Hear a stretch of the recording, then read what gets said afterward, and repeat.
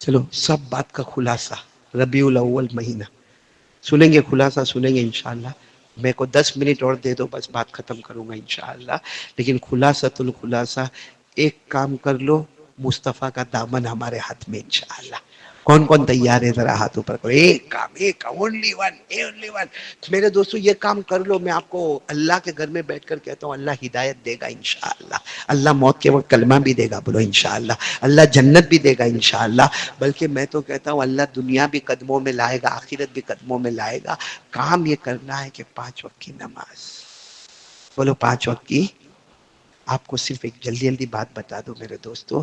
ہمارے نبی جب اللہ کو پیارے ہو گئے، کون سا مہینہ تھا یہ؟ کون سا مہینہ ہے میرے دوستو؟ یہ میں نہیں کہتا ہوں، بہت جگہ پر نہیں کہتا ہوں، کیونکہ میرے کو معلوم ہے کہنے کے بعد پھر رات گزارنا بہت مشکل ہوتا ہے. لیکن آپ کے سامنے کہہ رہا ہوں، ہمارے نبی کا مبارک جنازہ رکھا ہے. بولو ساتھ میں، بولو ہمارے نبی کا. اور صحابہ میں تھے. کتنا روتے ہو گے صحابہ؟ سچ بتاؤ. آج ہماری ماں کا جنازہ رکھا کہ میں نے اپنی ماں کا جنازہ بھی دیکھا، میں نے اپنے ابا کا جنازہ بھی دیکھا. کیسے گزرتا ہے وقت جب وہ جنازہ اٹھتا ہے اور یہ کہنے میں آتا ہے کہ اب ماں کا چہرہ نہیں دکھے گا، اب قیامت تک باپ کا چہرہ نہیں. کیا گزرتا ہے.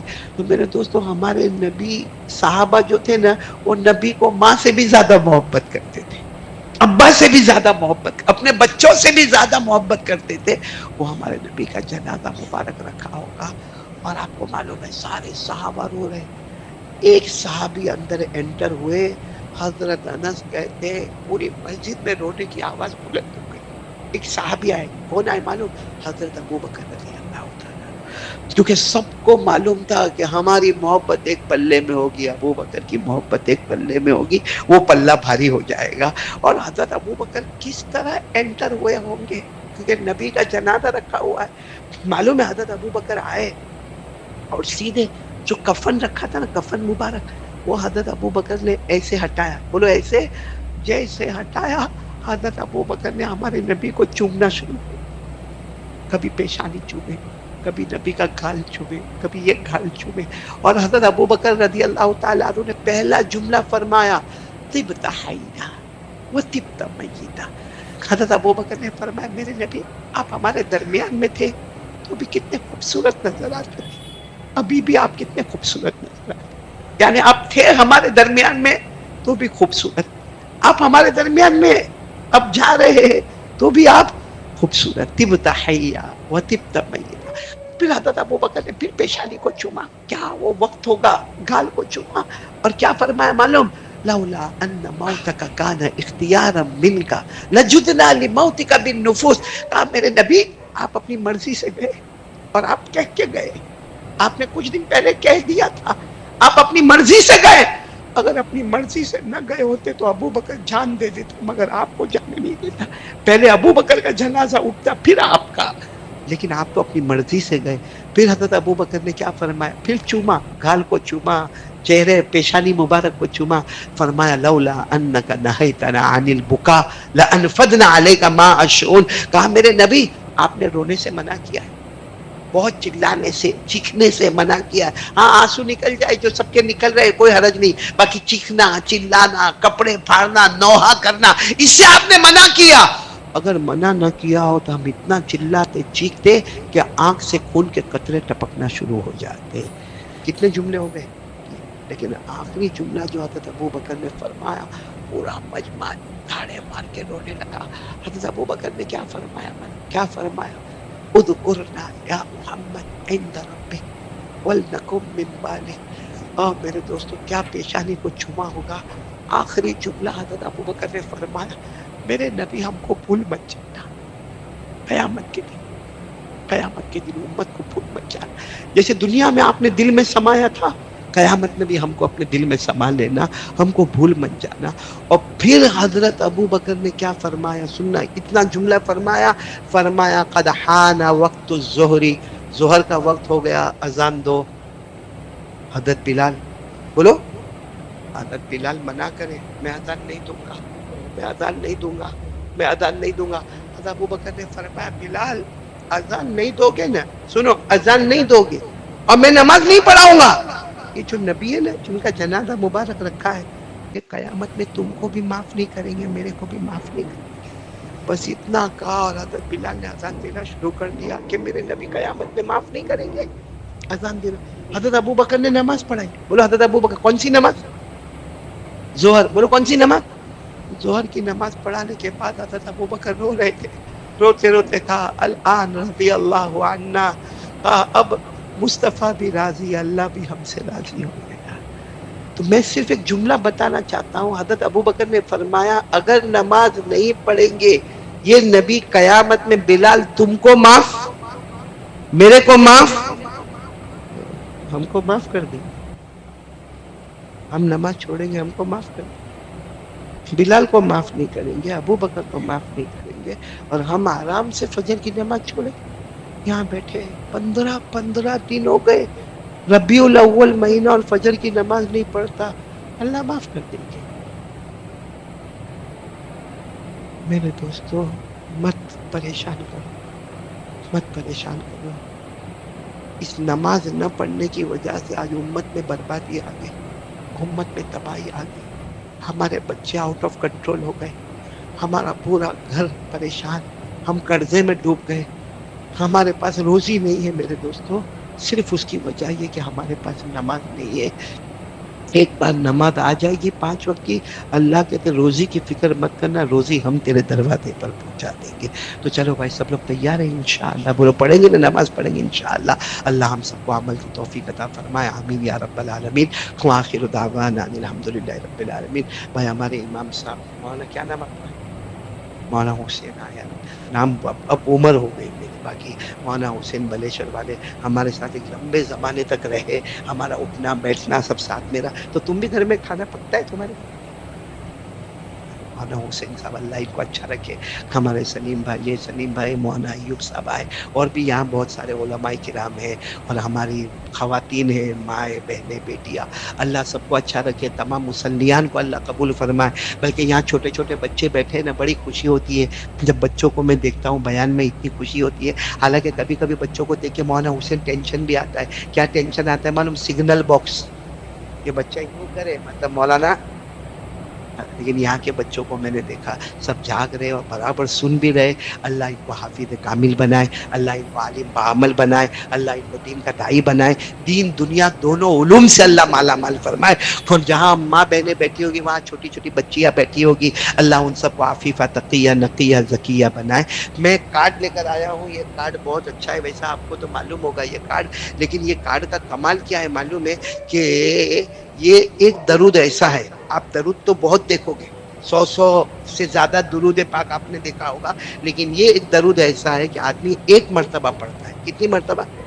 ایک مرتبہ پڑھتا ہے. 70 فرشتے، اس میں لکھا ہوا ہے 70 فرشتے، 70 فرشتے 1000 دن تک اس کے لیے مغفرت کی دعا کرتے ہیں. 70 فرشتے، 70 تو اپنے یہاں کام بھی نہیں کرتے، لیکن یہ درود پڑھ لو تو 70 فرشتے ہماری ملازمت کریں گے، وہ ہمارے لیے 1000 دن تک ہمارے لیے مغفرت کی دعا کریں گے.